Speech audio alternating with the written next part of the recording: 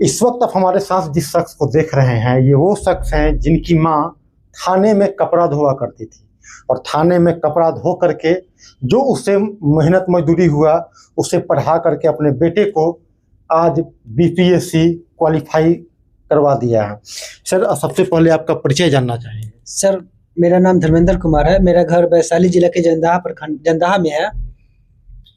Sir, एक video viral होता है कुछ दिन पहले, जिसमें आपकी माँ और आपके द्वारा कहा जाता है कि थाने में कपड़ा धोआ करते थे। क्या ये सच्चाई बात है? जी, ये सही बात है कि मेरी माँ थाने में कपड़ा धोती है और क्षेत्र में भी कपड़ा धोती है, केवल थाने में नहीं, उस क्षेत्र में भी कपड़ा धोती है मेरी माँ।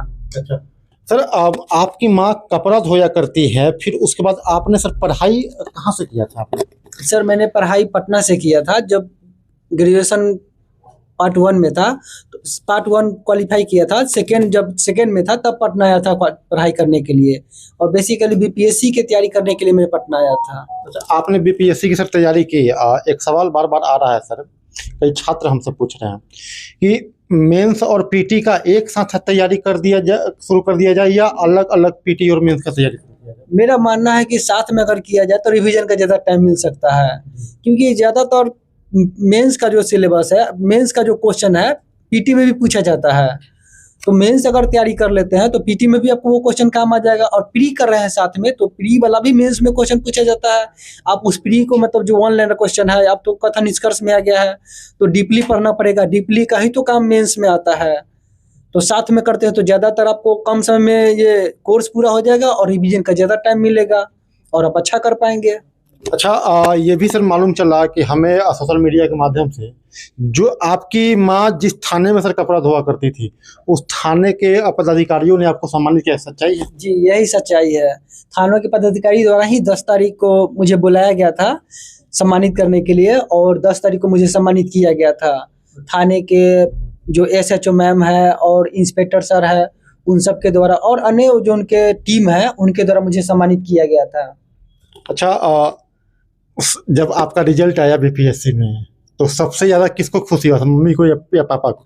सबसे बेसी खुशी मेरी मम्मी को हुआ था, क्योंकि उन्होंने ही जो मेरा खर्च होता है, बेसिकली सबसे ज़्यादा उन्होंने ही खर्च वहन किया था, तो उनको सबसे ज़्यादा खुशी हुआ। क्योंकि बहुत कष्ट से मतलब दूर दूर जाके कपड़ा लाना है और माथे पर कपड़ा लेके आना है, तो उससे मतलब बहुत अकेला रहते थे, बहुत सारा कष्ट का सामना करना पड़ता था। और ऐसे में अगर रिजल्ट आ रहा है तो उनको कहीं ना कहीं ये पता चल गया, मतलब उनको ये लगा कि अब हमको ज़्यादा कष्ट नहीं करना पड़ेगा, मतलब अब आराम मिलेगा हमको। तो उनको सबसे ज़्यादा खुशी हुआ कि अब मुझे काम करने का बहुत मतलब नहीं कष्ट अब उठाना पड़ेगा, बहुत कम कष्ट मिलेगा अब हमको। अच्छा, ज्ञान बिंदु सर के डायरेक्टर रोशन सर का एक नाम आता है, उनका आपका बीपीएससी निकालने में कितना योगदान रहा है?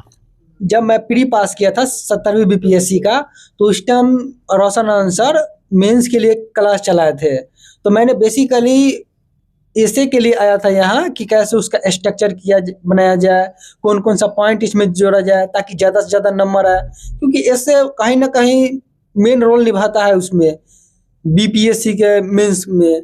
तो मैंने वही कौन सा पॉइंट इसमें जोड़ा जाए, कहाँ से इसका सोर्स, कौन सा सोर्स हो, ये सब मैंने वहीं से देखा था, यहाँ सीखा था मैं। और सबसे पहली बार इंटरव्यू के लिए मुझे यहीं बुलाया गया था, और यहाँ इंटरव्यू पहली बार लिया, तो मेरा योगदान है मेंस में, और जो इंटरव्यू है उसमें भी यहाँ ज्ञान बिंदु का योगदान है। अच्छा, रोशन सर के लिए अगर 2 शब्द उनके लिए कुछ कहना हो तो क्या कहना चाहिएगा? ये कहना चाहेंगे कि सर बहुत कम फी में क्लास चला रहे हैं।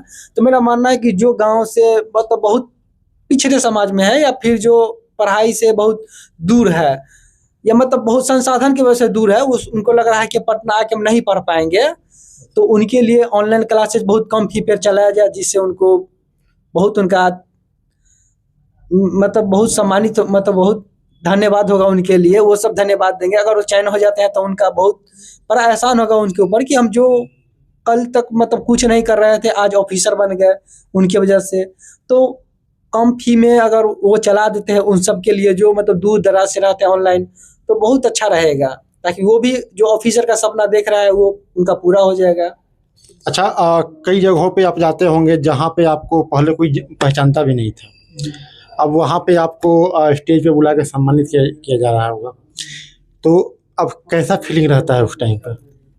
बहुत अच्छा लगता है। जो हम पहले पीछे बैठ के देखते थे कि सम्मानित हो रहा है, हमको लग रहा था कि हम कभी नहीं वहां पर जा पाएंगे, कि मतलब जो वो लोग जो गए हैं वो सब बहुत पढ़े हैं या फिर अच्छे घराने से आ रहे हैं, तो अच्छा मतलब बहुत सारा पैसा खर्च करके बढ़िया बढ़िया कोर्स लिए होंगे, पढ़े होंगे। तो मुझे लगता है कि हम तो क्या ही मतलब जो ऑनलाइन पढ़ रहे हैं या फिर जो नोट्स है वो देख रहे हैं, किताबें पढ़ रहे हैं, और वो लोग अच्छे अच्छे टीचर के मार्गदर्शन में पढ़े हैं, तो ज़्यादा जानकारी होगा उन लोगों के पास।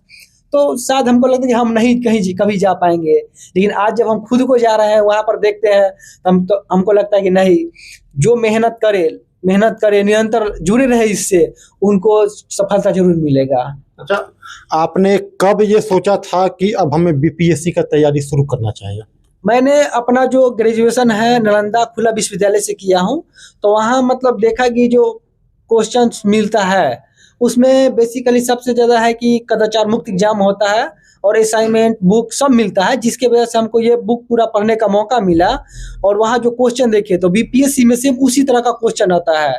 मैंने बीपीएससी 67 और उससे पहले ऑप्शनल का पेपर आता था, तो मेरा ऑप्शनल हिस्ट्री रहा है। और जब मैं हिस्ट्री का क्वेश्चन देखा वहाँ एग्जाम में ग्रेजुएशन में, और बीपीएससी का जब देखा, एक टीचर पटना विश्वविद्यालय का टीचर वहाँ आए थे क्लास लेने के लिए, तो उन्होंने समझाया था कि यहाँ का स्टूडेंट, यहाँ जो क्वेश्चन आता है यहाँ के बहुत मेहनत करता है, खुद से पढ़ के एग्जाम लिखता है, किताब नोट्स मतलब सब असाइनमेंट तैयारी करता है खुद से। तो यहाँ का लड़का बीपीएससी में बहुत बड़ा योगदान मिलता है, क्योंकि ऐसा ही क्वेश्चन वहाँ मिलता है। जब मैंने देखा उसका क्वेश्चन मिला है और इसमें ऑप्शनल का क्वेश्चन देखा, फिर से GS1 GS2 इस सब का क्वेश्चन देखा, तो मुझे लगा कि दोनों तो सेम क्वेश्चन है, जो क्वेश्चन यहाँ है वहाँ है। और मैंने टॉपर्स का मतलब बहुत कम उस टाइम, मतलब ऑनलाइन का ज़माना नहीं था तो बहुत कम मिल पाता था, तो मैंने एक आध कॉपी देखा था, तो जो मैं ग्रेजुएशन में लिखा था उसी तरह उसमें लिखा हुआ था। तो मैंने लगा कि हम भी कर सकते हैं, क्योंकि जब हम ग्रेजुएशन में लिख सकते हैं तो वहाँ भी हम लिख सकते हैं। यहीं से मुझे मनोबल मिला कि हम भी बीपीएससी कर सकते हैं। और इसमें है कि अच्छा सैलरी भी मिलता है और समाज में सम्मानित का पोस्ट है, समाज में कुछ करने का मतलब बहुत सारा अधिकार मिलता है, जिससे जो पिछड़े तबके के है या जो शोषित है उसको डायरेक्टली फ्रंट पर उसको न्याय देने का भी मौका मिलता है, इंसाफ दिलाने का भी मौका मिलता है। आने वाले 26 जुलाई को बीपीएससी प्री का एग्जाम है, ठीक? तो अपने जूनियर बीपीएससी प्री का एग्जाम है, वैसे बच्चों को क्या सलाह देना चाहिएगा जो एग्जाम में इस बार बैठने वाले हैं? मेरा यही सलाह रहेगा कि अभी बहुत कम समय बचा हुआ है, तो उसमें कुछ नया नहीं पढ़े। जो आपने नोट्स बनाया है क्विक नोट्स, उसे बार बार रिवीजन करे। अगर लड़ना होगा तो वहीं से आपका लड़ेगा, नया पढ़ेंगे तो आपको नया याद होगा नहीं, अभी बहुत सारा टेंशन होगा तो नया याद होगा नहीं, और जो पीछे वाला है आपका नोट्स वो भी भूल जाइएगा। तो नया कुछ ना पढ़े, पुराना को ही रिवीजन करते रहे, वहीं से लड़ेगा आपका। और एग्जाम में कूल होके लिखे, कूल होके एग्जाम दे। फ्रेश टेंशन रहेंगे तो जो सही लगने वाला होगा वो भी गलती हो जाएगा। मेरे साथ ऐसा हुआ है। चलिए, बहुत बहुत धन्यवाद देते हैं साथियों। और ये ऐसे शख्स हैं जिनकी माँ कपड़ा धो करके घर का पालन पोषण किया करती थी, और आज हमारे सामने बीपीएससी निकाल करके बैठे हुए ज्ञान बिंदु जीएस एकेडमी में। और चलिए आ करके हम दिखाएं कैसा लगा हमारा यह प्रयास। आप सभी लोग कमेंट करके बताइएगा। फिर मिलते हैं अगली वीडियो में, तब तक के लिए जय हिंद।